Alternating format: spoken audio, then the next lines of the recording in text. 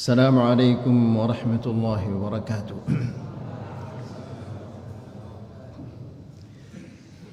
الحمد لله الذي أنزل على عبده الكتاب ولم يجعل له عوجا قيما لينذر بأسا شديدا من لدنه ويبشر المؤمنين الذين يعملون الصالحات أن لهم أجرا حسنا. أشهد أن لا إله إلا الله وحده لا شريك له وأشهد أن محمدا عبده ورسوله. أما بعد, Alhamdulillah, kita bersyukur kepada Allah Subhanahu wa taala yang memberikan kita taufik dan hidayah di pagi hari ini sehingga kita bisa menghadiri majlisul ilm, mendengarkan ayat-ayat Allah dan mendengarkan hadis-hadis Rasulullah sallallahu alaihi wasallam. Semoga apa yang kita dengarkan di pagi hari ini bisa menjadi ilmu yang bermanfaat dan bisa menambahkan keimanan kita dan ketakwaan kita kepada Allah Subhanahu wa taala. Ikhwani fid din, a'azzakumullah, para santri yang dimuliakan Allah Subhanahu wa taala. Pada hari ini kita akan memasuki hadis yang ke-15 dari Al-Fatawa An-Nabawiyah fil Masail Al-Aqdiyah, fatwa-fatwa Nabi dalam masalah-masalah aqidah.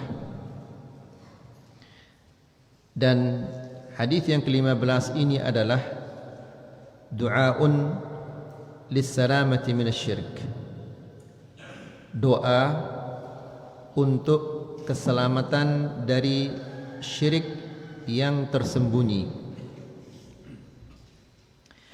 Hadis ini yang kita akan sampaikan diriwayatkan oleh Al-Imam Ahmad dan dihasankan oleh Al-Imam Al-Albani dari hadis Abi Musa Al-Ash'ari radhiyallahu ta'ala anhu.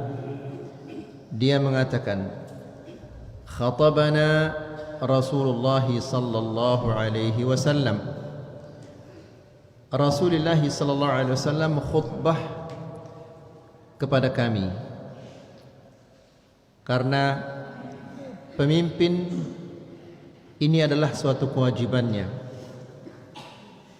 yaitu menunjukkan kepada rakyatnya tentang hal yang paling baik, yang paling berguna, yang paling menyelamatkan mereka di dunia dan di akhirat.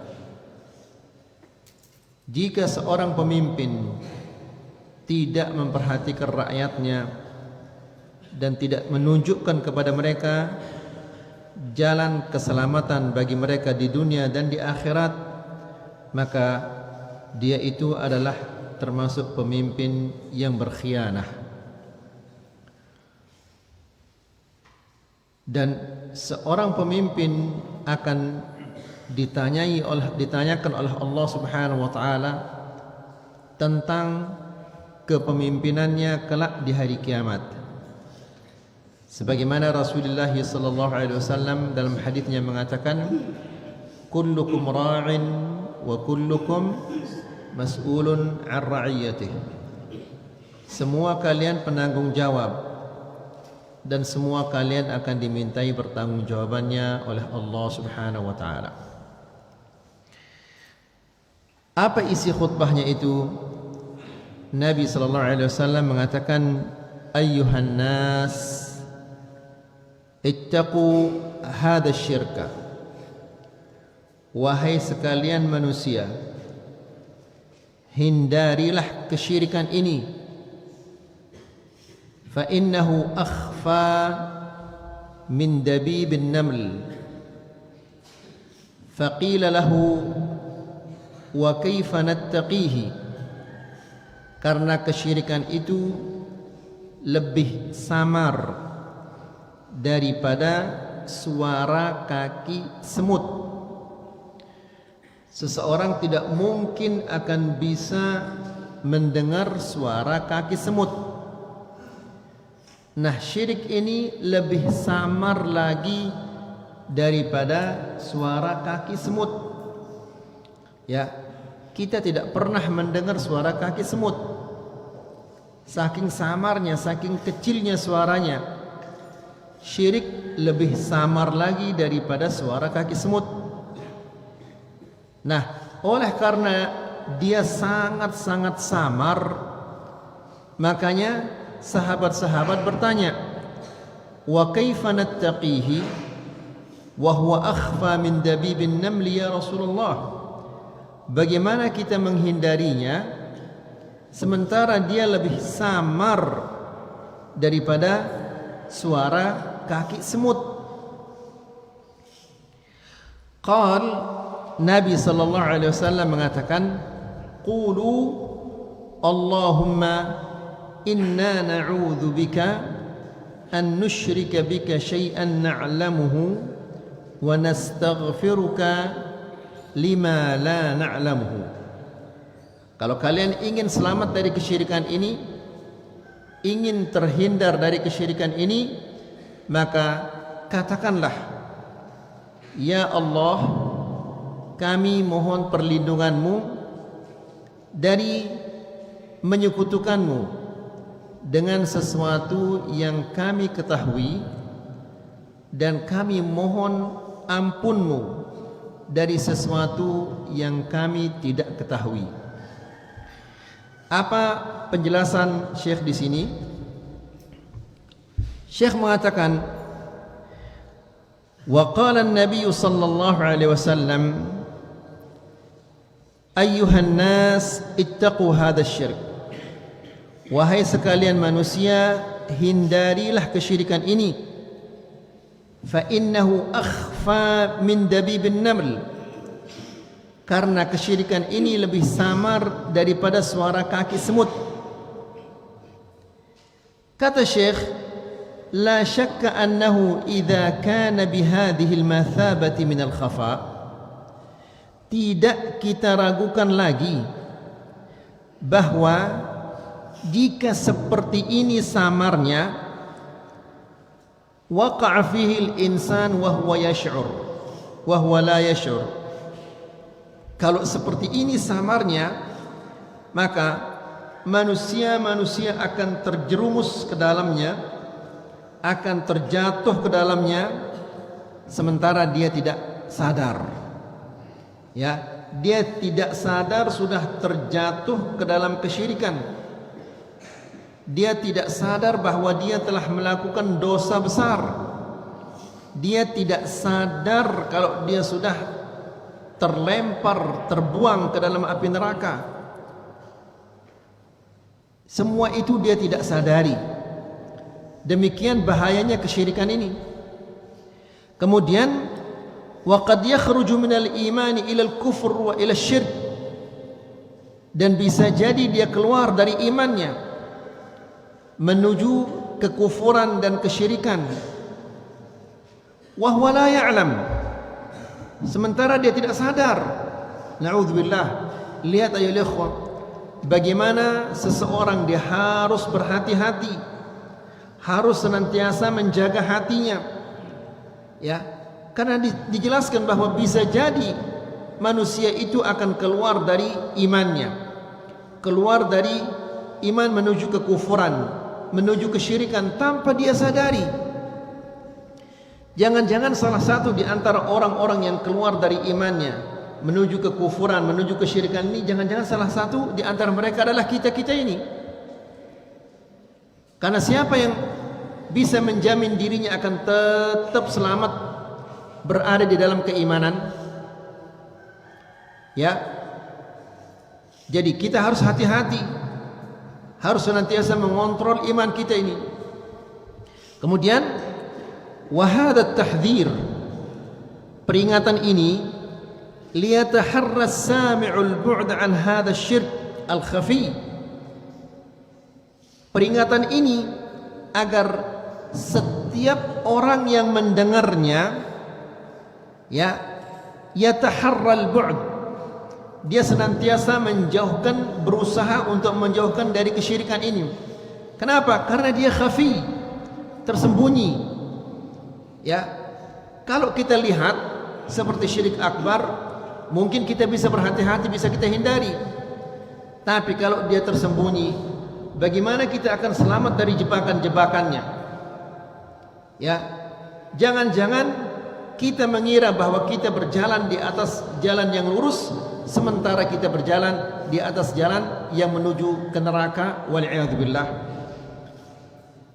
Karena kita tidak waspada, tidak berhati-hati terhadap kesyirikan ini. Kemudian kata Syekh, alladhi huwa riya, syirik khafi ini adalah riya, sum'ah, ujub. Ya, semuanya ini adalah perbuatan hati. Riya di dalam hati, sum'ah di dalam hati, ujub di dalam hati. Ya, tidak kelihatan. Riya, dia ingin mempertontonkan, memperlihatkan amal ibadahnya. Sum'ah, dia ingin dipuji atas perbuatan-perbuatannya. Ujub, dia merasa besar kepalanya atas perbuatan-perbuatannya. Ya. Jadi ikhwani fiddin azakumullah, semua ini di dalam hati tempatnya. Kita tidak melihatnya. Kita melihat orang itu bagus ibadahnya, bagus sholatnya, bagus puasanya, bagus bacaannya, bagus zuhudnya, padahal dia penghuni neraka, wal'iyadzubillah. Kenapa? Karena kesyirikan yang ada di dalam hatinya, syirik yang tersembunyi yang ada di dalam hatinya. Kemudian kata Syekh, alladhi yunafil ikhlas al-ma'mur bihi. 3 macam penyakit ini, riya, sum'ah, ujub, ini bertentangan dengan ikhlas yang diperintahkan oleh Allah Subhanahu wa taala. Karena Allah Subhanahu wa taala tidak menerima amalan-amalan kecuali yang kita lakukan ikhlas karena Allah Subhanahu wa taala. Sebagaimana yang kita hafal firman Allah yang mengatakan, "Wa ma umiru illa liya'budullaha mukhlishina lahuddin." Mereka tidak diperintah oleh Allah Subhanahu wa taala untuk beribadah kepadanya kecuali dalam keadaan ikhlas. Kemudian lihat ikhwani fillah azakumullah, hati-hati ini ayuhat tullab, ayuhal ikhwah, hati-hati terhadap 3 penyakit ini, riya, sum'ah, ujub. Ya, nanti pada hari kiamat Allah Subhanahu wa taala mengatakan, idza jazan nasu bi a'malihim, apabila Allah membalas setiap manusia-manusia sesuai dengan amal perbuatannya, maka datanglah orang-orang yang riya, datanglah orang-orang yang sum'ah meminta pahalanya.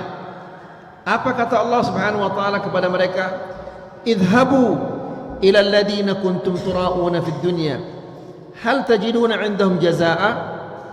Silahkan kalian pergi ke dunia, ya, kepada orang-orang yang kalian pertontonkan untuk mereka amal ibadah kalian. Mintalah balasan dari mereka, mintalah pahala dari mereka. Apakah mungkin mereka itu akan memberikan kalian pahala? Tidak mungkin dia akan memberikan pahala. Jadi lihat ayo ikhwah, bagaimana bahayanya orang-orang yang riya atau sum'ah ini. Nanti diperintah dia oleh Allah, pergi sana, ya, minta balasanmu dari orang-orang yang dahulu di dunia engkau pertontonkan kepada mereka amal ibadahmu. Mana mungkin dia akan mendapatkan pahala dari manusia-manusia? Pahala itu di sisi Allah. Nah, orang yang riya, orang yang sum'ah, orang yang ujub, dia tidak mengharapkan pahala dari Allah, tapi yang dia harapkan itu pujian-pujian dari manusia. Makanya Allah mengusir mereka, pergi sana, minta pahalamu kepada orang-orang yang engkau pertontonkan kepada mereka amal ibadahmu wala haula wala quwata illa billah. Lalu kata Syekh, wa hadzal riya yuhbitul amal. Riya ini menghapus amal ibadah seseorang, ya, menjadikan amal ibadahnya itu tidak diterima oleh Allah. Nah, bagaimana kecewanya nanti? Ya, bagaimana kecewanya ketika dia mengharapkan pahala dari Allah Subhanahu wa taala atas amalan-amalan yang selama ini dia lakukan, ternyata Allah Subhanahu wa taala mengusirnya. Ya, dia mengatakan, ya Allah, mana pahala salat saya? Mana pahala puasa saya? Mana pahala sedekah saya? Ya, namun Allah mengusirnya.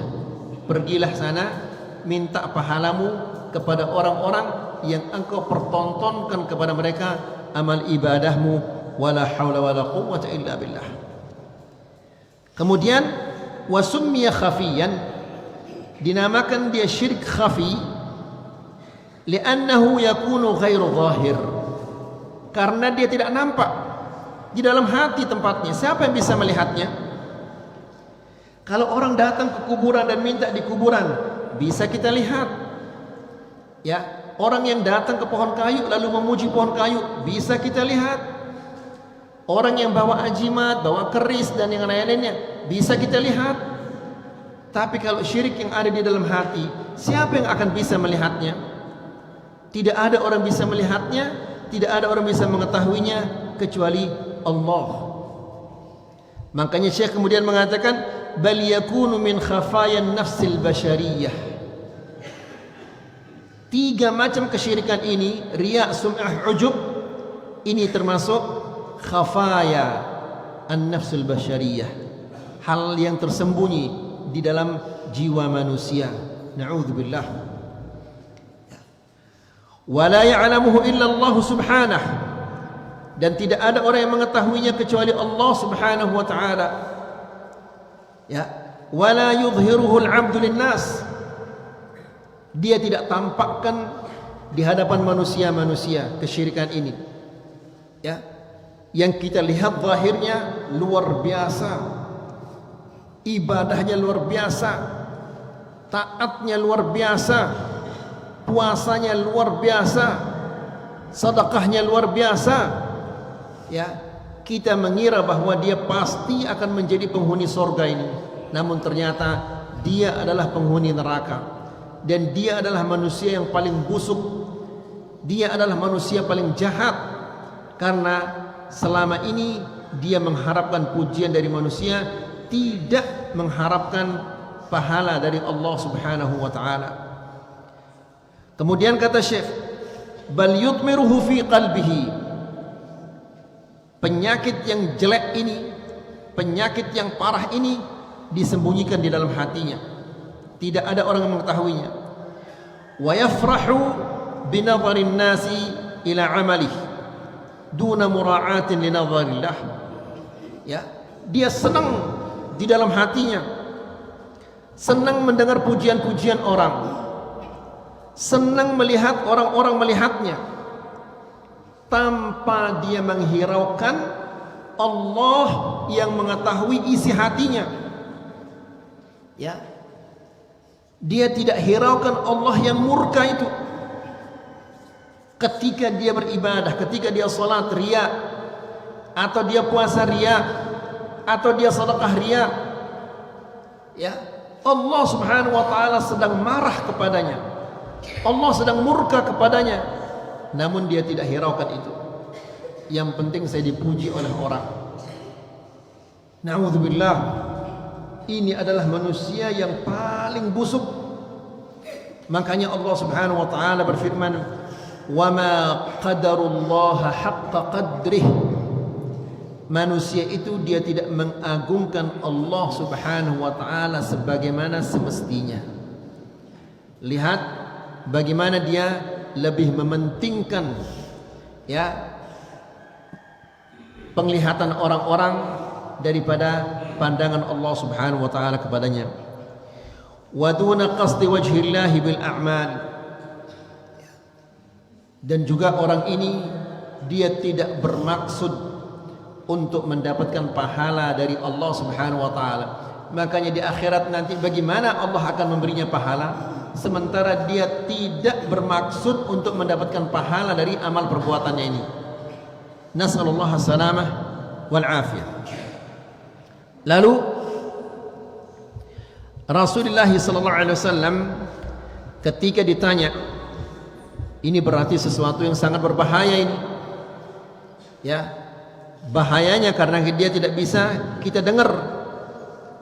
Kalau sesuatu yang kita dengar, kita lihat, bisa kita hindari. Tapi ini dia tidak terdengar, tidak kelihatan. Bagaimana kita menghindarinya? Diajarlah mereka doa oleh Rasulullah sallallahu alaihi wasallam. Apa doa itu? Nabi mengatakan, qulu Allahumma inna na'udzubika. Ya Allah, kami mohon perlindunganmu. Karena manusia tidak ada yang bisa melindunginya kecuali Allah. Apapun kejelekan-kejelekan itu, ya, apakah dari bencana alam atau dari kejahatan manusia, kejahatan binatang, kejahatan serangga, kejahatan hati kita sendiri, tidak ada yang bisa menyelamatkan kita kecuali Allah. Karena semua itu adalah makhluk Allah.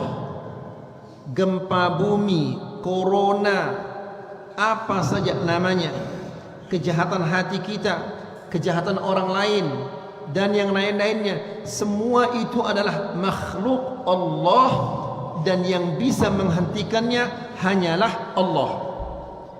Tidak ada selain Allah yang bisa menghentikannya. Ya, makanya sahabat itu diajarkan dia oleh Rasulullah sallallahu alaihi wasallam. Qulu Allahumma inna na'udzubika. Katakanlah, ya Allah, kami mohon perlindunganmu. An nusyrika bika syai'an na'lamuhu. Ya, dari menyekutukanmu dengan sesuatu yang kami ketahui. Ya, menyekutukanmu dalam amal ibadah kami yang kami lakukan tanpa ada keikhlasan. Ya, ikhwani fiddin azakumullah, sesuatu yang paling sulit dijaga adalah hati ini, karena dia selalu berbolak-balik hati ini. Makanya kita minta perlindungan kepada Allah jika ada amalan-amalan yang kita perbuat ternyata ada sedikit atau banyak yang kita lakukan karena selain Allah. Karena bisa jadi dari rumah kita ikhlas dan tulus, mulai kita bekerja, beramal, tiba-tiba dilihat sama si fulan, dilihat sama si fulan, berubah niatnya. Tadi niatnya karena Allah, sekarang niatnya berubah, ingin dipuji dan ingin dilihat atau yang lain-lainnya. Bisa jadi dengan kata-kata, ya, bisa jadi ketika dia baca Quran, ketika dia jadi imam, begitu dia tahu si fulan datang, ustaz fulan datang, kiai fulan datang, tuan guru fulan datang, berubah niatnya. Ya, diperbaiki bacaannya, bukan karena Allah, tapi karena di sampingnya ada tuan guru fulan, ada kiai fulan. Wala haula wala quwata illa billah. Wa nastaghfiruka lima la na'lam. Ya Allah, kami mohon ampunanmu, atau ampunilah dosa-dosa kami jika ada terlintas di hati kami rasa riya tanpa kami sengajai, ya, tanpa kami inginkan. Karena yang namanya manusia itu tidak ada yang tidak ingin dipuji. Ini sudah merupakan sifat manusia. Dia ingin selalu untuk dipuji, dia tidak ingin direndahkan. Ya, maka dia senang melihat orang memujinya, atau dia senang mendengar orang memujinya. Ini merupakan sifat manusia. Kata Syekh, فدل على أن هناك نوعان من الشرك الخفي. Ini menunjukkan bahwa di sini ada dua jenis dari syirik yang tersembunyi. Yakhfa 'alal mukallaf bihaitsu yumkinu an yuzawilahu wa huwa la yash'ur.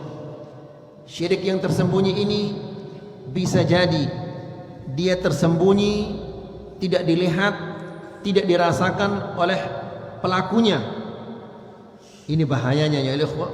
Dia tidak disadari, tidak dirasakan oleh pelakunya. Falidzalika 'alal muslimil khauf minasy-syirk wal khauf minar riya'. Oleh karena itu wajib atas setiap muslim agar ada di dalam hatinya rasa takut dari syirik yang tersembunyi ini. Ya, takut dari riya, takut dari sum'ah, takut dari ujub, dan hendaklah dia senantiasa berdoa kepada Allah Subhanahu wa taala dengan doa yang diajarkan oleh Nabi ini. Ya, bahkan di riwayat yang lain Nabi sallallahu alaihi wasallam mengajarkan doa ini kepada Abu Bakar radhiyallahu taala anhu. Kita semua tahu siapa itu Abu Bakar. Manusia yang terbaik setelah Rasulullah sallallahu alaihi wasallam.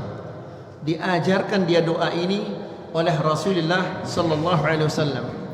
Ya, agar kita selamat, amal ibadah kita selamat dari riya dan sum'ah. Kemudian ikhwani fi din azakumullah, apa faedah yang bisa kita ambil dari fatwa yang luar biasa ini? Yang pertama, fihi bayanu anna an-najata min asy-syirk takunu bi ikhlas ad-du'a lillah. Yang pertama, hadis ini menjelaskan kepada kita bahwa agar kita bisa selamat dari kesyirikan, ya, hendaklah kita senantiasa berdoa dengan ikhlas kepada Allah agar dijadikan kita orang-orang yang senantiasa beramal, beribadah dengan ikhlas. Yang kedua, fihi da'watun lil khawfi minasy-syirk. Hadis ini adalah ajakan kepada kita agar kita senantiasa takut dari kesyirikan dalam semua amal perbuatan kita, apakah itu perbuatan badan, perbuatan lisan, perbuatan hati. Fa innahu yuhbitul amal, karena kesyirikan ini dapat menghapus amal ibadah kita. Ini saja yang bisa kita sampaikan. Semoga ini bermanfaat, semoga bisa menambah keimanan kita dan ketakwaan kita kepada Allah Subhanahu wa taala. Jika ada satu dua